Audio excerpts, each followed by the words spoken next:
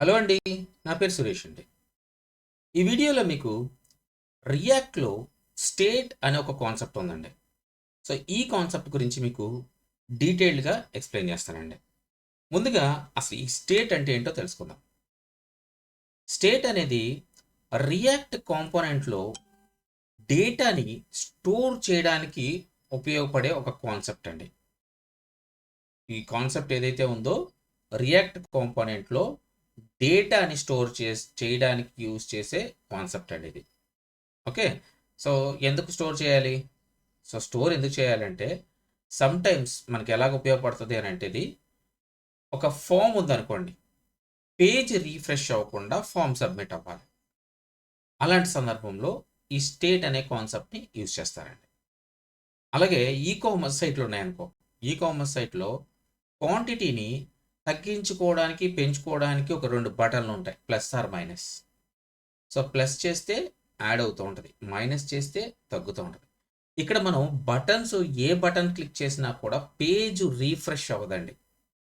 Refresh అవ్వకుండా data మాత్రం అప్డేట్‌గా చూపిస్తా ఉంటది మనకి యూఐలో. అలాంటి సందర్భంలో ఈ స్టేట్ అనే కాన్సెప్ట్‌ని యూజ్ చేస్తేనే ఆ కాన్సెప్ట్‌ని మనం డెవలప్ చేయగలమండి. ఓకే. అలాగే హైడ్ అండ్ షో ఎలిమెంట్స్ ఉంటాయి. ఓకే. డేటాని హైడ్ చేసుకోవాలంటే హైడ్ చేసుకోవచ్చు. షో చేసుకోవాలంటే షో చేసుకోవచ్చు. మనం ఒక చిన్న ప్లస్ బటన్ ఇచ్చి, ప్లస్ క్లిక్ చేయగానే మనకి కనిపించేలాగా, మైనస్ క్లిక్ చేయగానే సో, అలాగా హైడ్ అండ్ షో అనమాట. అలాంటి కాన్సెప్ట్‌ని కూడా మనం ఈ స్టేట్ అనే ఒక కాన్సెప్ట్‌ని యూజ్ చేసి డెవలప్ చేసుకోవచ్చండి. ఓకే. సో, ఇదేంటనంటే డేటాని ఇన్‌స్టెంట్‌గా కాంపోనెంట్‌లోకి స్టోర్ చేస్తదండి. స్టేట్‌ని యూజ్ చేసి. ఓకే. సో, ఈ రియాక్ట్ ఫంక్షనల్ కాంపోనెంట్ అవ్వాలి అనంటే, ఈ స్టేట్‌ని మేనేజ్ చేయడానికి యూజ్ స్టేట్ అనే ఒక హుక్ ఉందండి రియాక్ట్‌లో. Use state. సో, మనం దాన్ని యూజ్ చేసి ఈ స్టేట్ అనే కాన్సెప్ట్‌ని ఇంప్లిమెంట్ చేయాలండి. సో, ఇప్పుడు మీకు ప్రాక్టికల్‌గా ఈ యూజ్ స్టేట్ అనే హుక్‌ని ఎలా యూజ్ చేయాలో చూపిస్తానండి. ఓకేనండి? ఈ కాన్సెప్ట్‌ని ఇంప్లిమెంట్ చేయడానికి ఒక న్యూ పేజ్‌ని క్రియేట్ చేస్తున్నానండి మీకు. ఇక్కడ చూడండి కౌంటర్ అని తీసుకుందాము. Counter dot JSX. Okay. So, ఇక్కడ మీకు ముందుగా ఒక బేసిక్స్ ఫంక్షన్ స్ట్రక్చర్ ఉంది కదండీ! దాన్ని ఇంప్లిమెంట్ చేద్దాము. ఫంక్షన్ కౌంటర్ రౌండెడ్ బ్రాకెట్స్ తర్వాత కర్లీ బ్రాకెట్స్ తర్వాత రిటర్న్ రౌండెడ్ బ్రాకెట్స్ మధ్యలో సో మనకి హెచ్టీఎంఎల్‌ని ఇంప్లిమెంట్ చేస్తాం. ఓకే. సో, ఇది బేసిక్ స్ట్రక్చరు. కౌంటర్ అని తీసుకుందాము. సో, అలాగే లాస్ట్‌లో వచ్చేసరికి ఎక్స్‌పోర్ట్ డిఫాల్ట్ పేజ్ నేమ్ వచ్చేసరికి కౌంటర్. ఓకే. సో, ఇది basic structure. Right. So, implement చేసేసాము. సో, ఇక్కడ ఇంకొక చిన్న విషయాన్ని మీకు లాస్ట్ 2 వీడియోస్‌లో నేను చెప్పట్లేదండి. అదేంటో చూపిస్తాను మీకిక్కడ. సో, ఇక్కడ మనం హెచ్టీఎంఎల్‌ని ఇంప్లిమెంట్ చేసేటప్పుడు సో, రియాక్ట్‌కి హెచ్టీఎంఎల్‌ని ఎప్పుడు కూడా ఒక్క ఎలిమెంట్ కిందే పంపించాలండి మనం. సో, ఇక్కడ చూడండి మీకు. సో, నేను ఇక్కడ ఇంకొక హెచ్1 ట్యాగ్ ఆర్ ఇంకొక డివ్ ట్యాగ్ ఏ ట్యాగ్ అయినా సరే, ఏ ఎలిమెంట్ అయినా సరే ఇంప్లిమెంట్ చేశానంటే ఇలాగ మల్టిపుల్ ఓకే. సో, ఇది యాక్సెప్ట్ చేయదు. చూడండి ఎర్రర్ చూపిస్తుంది. సో, ఇలాంటి సందర్భాల్లో మల్టిపుల్ ఎలిమెంట్స్ ఉన్నాయి మనం. అన్ని ఎలిమెంట్స్ అంటే ఇప్పుడు హెచ్టీఎంఎల్‌లో పీ ట్యాగ్ ఉంటది. లేదంటే డివ్ ట్యాగ్ ఉంటది. యూఐ, ఎల్ఐ ఇలా చాలా ట్యాగ్స్ ఉంటాయి కదండీ! సో, మరి అన్ని ట్యాగ్స్ మనం ఇంప్లిమెంట్ చేస్తాం కదా! సో, ఇవన్నీ కూడా రియాక్ట్‌లోకి ఎర్రర్స్ లేకుండా మనకి రెండర్ అవ్వాలి అనంటే, దీనికి సింగిల్ ఎలిమెంట్ కింద పంపించాలండి. సో, దానికి ఏం చేయాలి అనంటే మనం ఐదర్ డివ్ అన్నా యూజ్ చేయాలి, లేదా ఫ్రాగ్మెంట్ అన్నా యూజ్ చేయాలి. సో, ఎలాగంటే చూడండి ఇక్కడ ఈ రెండిటికి ఒక డివ్ ఇచ్చాననుకోండి. ఇది సింగిల్ ఎలిమెంట్ అయిపోతది కదా! చూడండి ఇక్కడ. ఈ ఎండ్ ట్యాగ్ తీసుకెళ్ళి ఈ రెండిటికి చివర పెట్టామనుకోండి. చూడండి ఇక్కడ సింగిల్ ఎలిమెంట్ అయిపోయింది. డివ్ అనేది ఒక ఎలిమెంట్. దాని లోపల మల్టిపుల్ ఎలిమెంట్స్ ఉన్నాయి. సో, ఇలాగ సింగిల్ ఎలిమెంట్ పంపించాలన్నమాట. సో, ఇక్కడ మనం కావాలనుకుంటే ఇలాగ ఫ్రాగ్మెంట్ యూజ్ చేయొచ్చు. ఇక్కడ చూడండి. సో, డివ్ అని ఇవ్వకుండా ఇలా యూజ్ చేయొచ్చు. చూడండి యాప్ డాట్ జేఎస్ఎక్స్‌లో చూడండి ఇక్కడ డిఫాల్ట్‌గా మనకి ఎలా వచ్చేసిందో. సో దీని మధ్యలో మనం హెచ్టిఎంఎల్గా ఎన్ని ఎలిమెంట్స్ అయినా సరే యూజ్ చేయొచ్చు, ప్రాబ్లం ఉండదు. ఓకే, సో మనకు డివ్ కావాలంటే డివ్ యూజ్ చేసుకోవచ్చు, డివ్స్ లేవు అనుకుంటే నార్మలే అనుకుంటే సింపుల్ టెక్స్ట్ మనం ఇంప్లిమెంట్ చేస్తుంటే ఇలా ఫ్రాగ్మెంట్స్ యూజ్ చేసుకోవచ్చు అనమాట. ఓకే, సో మీకు అర్థమైంది కదండి ఇప్పుడు. సో మీకు స్టేట్ని ఎలా ఇంపోర్ట్ చేసుకోవాలో ఇప్పుడు చెప్తానండి. సో ముందుగా స్టేట్ని ఇంపోర్ట్ చేసుకోవాలి మనం. సో ఇక్కడ ఇంపోర్ట్ కర్లీ బ్రాకెట్స్లో యూజ్ స్టేట్ అని ఉంటుందండి. ఇదిగోండి యూజ్ స్టేట్.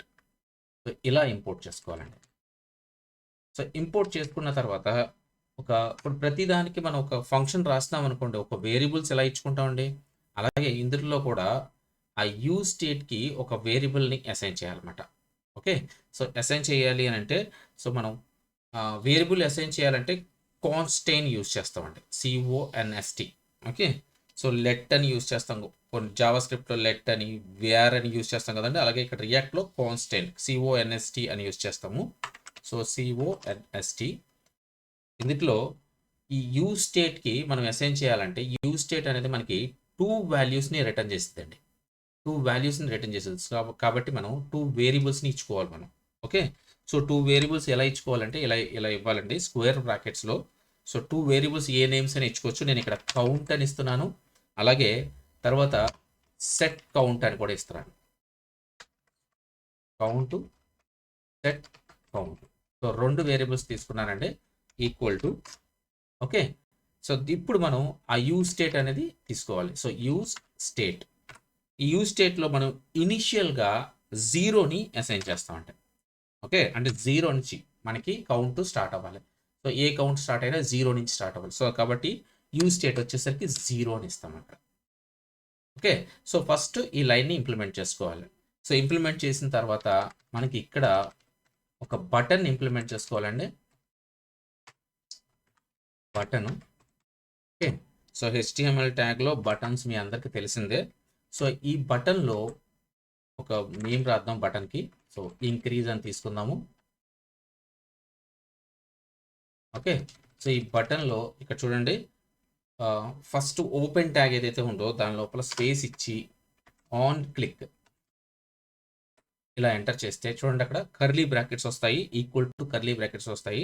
సో ఇప్పుడు మనం రౌండెడ్ బ్రాకెట్స్ పెట్టి బయటకు వచ్చి ఈక్వల్ టు గ్రేటర్ దెన్ ఇలా ఇవ్వాలంటే ఇచ్చి సెట్ కౌంట్, సెట్ కౌంట్ అని చెప్పేసి చూడండి ఇక్కడ సెట్ కౌంట్ అని చెప్పి ఈ ఫంక్షన్ యూజ్ చేసుకుని దీని లోపల కౌంట్ ప్లస్ 1 ఇలా ఇచ్చామంటే సో మనకి డేటా ఏదైతే ఇంక్రీజ్ అవుతుంది అనమాట. సో ఎక్కడ డిస్ప్లే అవ్వాలి, ఇప్పుడు డిస్ప్లే రాయలేదు నేను, జస్ట్ బటన్ యొక్క ఫంక్షన్ రాసా అంతేనండి. సో ఇక్కడ ఫంక్షన్ ఏంటంటే ఆన్ క్లిక్ అయినప్పుడు సెట్ అనే కౌంట్ ఏదైతే ఉందో అందులోకి వాల్యూ అప్డేట్ అవుతుంది. యాక్చువల్లీ ఈ 2 వేరియబుల్స్, ఇది ఏంటి అంటే వాల్యూని తెచ్చుకుంటుంది, ఇది వాల్యూని అప్డేట్ చేస్తుంది. అప్డేట్ వాల్యూ ఏదైతే ఉంటుందో అది స్టోర్ చేసిద్ది అనమాట అండి. సో మనకి ఇక్కడ అప్డేట్ వాల్యూ ఎక్కడ స్టోర్ అవ్వాలి అని అంటే సెట్ కౌంట్లో స్టోర్ అవ్వాలి. కొంచెం కన్ఫ్యూజన్గానే ఉంటుందండి, సో కంగారు పడకండి, పోన్ వస్తుంది, కానీ మీకు కాన్సెప్ట్ అర్థం అవ్వాలి కాబట్టి మీకు కొంచెం వరకు చెప్తున్నాను. ఈ ఎగ్జాంపుల్ చాలామంది యూజ్ చేస్తారు, ఇదే ఎగ్జాంపుల్ ఎక్కువ మంది. సో నేను ఈ ఎగ్జాంపులే ఎక్కువ మంది యూజ్ చేస్తారు కాబట్టి మీకు బాగా అర్థమవుతుందని ఇదే ఎగ్జాంపుల్ కూడా నేను యూజ్ చేస్తున్నానండి. ఓకే, సో ఇక్కడ కౌంట్ అనేది ఏదైతే ఉంటుందో సో వాల్యూని వేరియబుల్ అండి, వాల్యూ ఒక వేరియబుల్ అది. సో ఈ సెట్ కౌంట్ ఏంటంటే అప్డేట్ అయిన వాల్యూ ఏదైతే ఉంటుందో దాన్ని స్టోర్ చేసుకుంటుంది. సో ఇక్కడ మనం ఏం చేస్తామంటే సెట్ వాల్యూలో కౌంట్ ప్లస్ 1 అంటే కౌంట్ దగ్గర 1 వస్తే దాన్ని +1 తీసుకుని సెట్ కౌంట్లో స్టోర్ చేసుకోమంటున్నాం.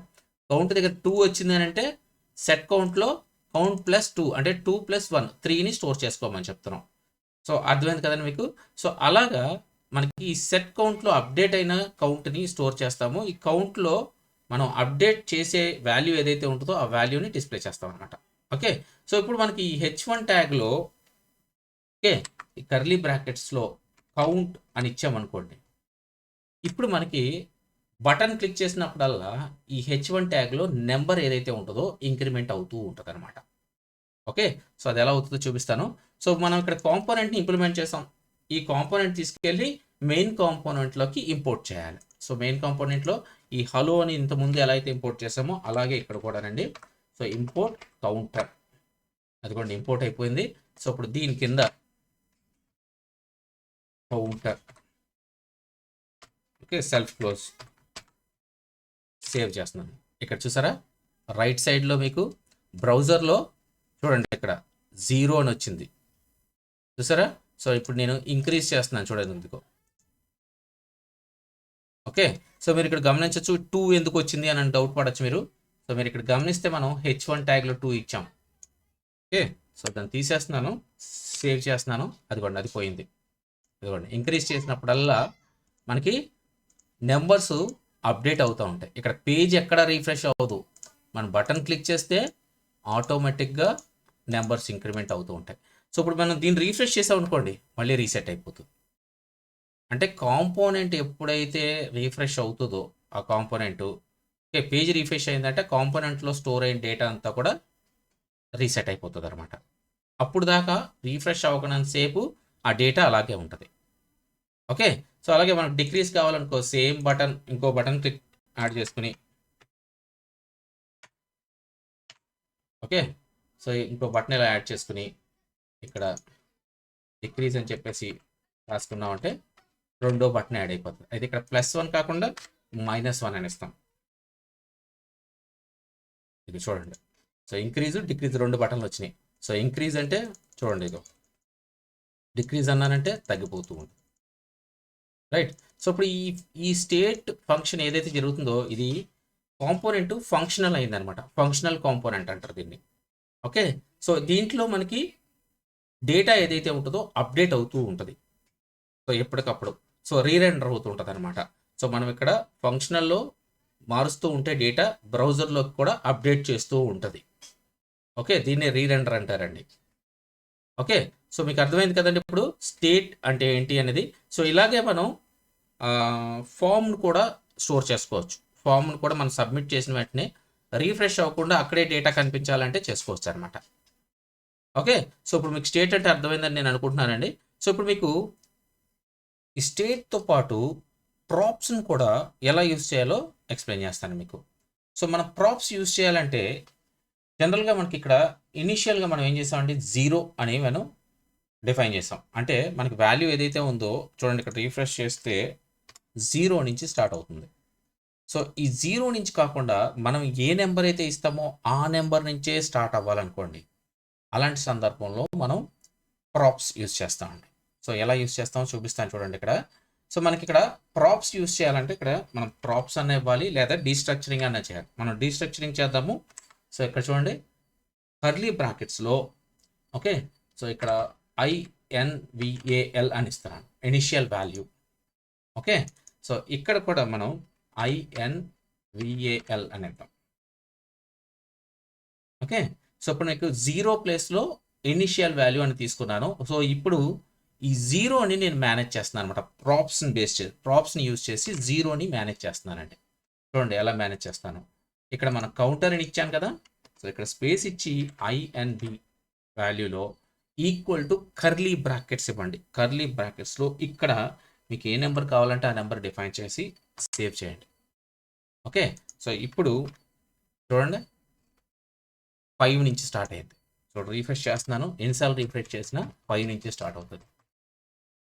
చూసారా ఎన్నిసార్లు రీఫ్రెష్ చేసినా 5 నుంచి, ఎందుకంటే నేను 5 ఇచ్చాను. సో ఫర్ ఎగ్జాంపుల్ ఇక్కడ 10 ఇచ్చాను అనుకోండి. సో ప్రాప్స్ యూజ్ చేసి ఇక్కడ నేను ఏం చేస్తున్నాను ఇనిషియల్ వాల్యూని నేనే డిక్లేర్ చేస్తున్నాను అనమాట. సో ఇక్కడ నుంచి మనకి డిక్రీజ్ అవుతుంది, ఇంక్రీజ్ అవుతుంది, డిక్రీజ్ అవుతుంది, ఇంక్రీజ్ అవుతుంది, డిక్రీజ్ అవుతుంది. But default value is 10. సరే, సో ఇలాగా మనం స్టేట్స్ని ప్రాప్స్ని యూజ్ చేసి మేనేజ్ చేసుకుని ఇలా చిన్న చిన్న ఫంక్షన్స్ని మనం ఇంప్లిమెంట్ చేసుకోవచ్చు అనమాట అండి. ఓకే, సో ఇప్పుడు మనం బిగినర్ స్టేజ్లో ఉన్నాం. మీకు అందుకని క్లియర్గా అర్థం అవ్వాలని సింపుల్గా చెప్పడానికి ట్రై చేస్తున్నానండి మీకు. ఓకే, సో మీకు ఇప్పుడు దాకా చెప్పిన వాటిలో స్టేట్స్ కానీ ప్రాప్స్ కానీ మీకు ఎక్కడన్నా ప్రాబ్లం వచ్చినా మీకు అర్థం కాకపోయినా దయచేసి కామెంట్ చేయండి. కామెంట్ చేస్తే మీకు క్లియర్గా అర్థమయ్యేలాగా ఇంకొక టైప్లో చెప్తానండి. అక్కడ మీకు మెసేజ్ ద్వారా చెప్తాను, లేదా ఒకవేళ ఆడియో అయితే వీలైతే ఆడియోని కూడా మీకు ప్రొవైడ్ చేస్తానండి. ఓకేనండి, బాయ్ అండి.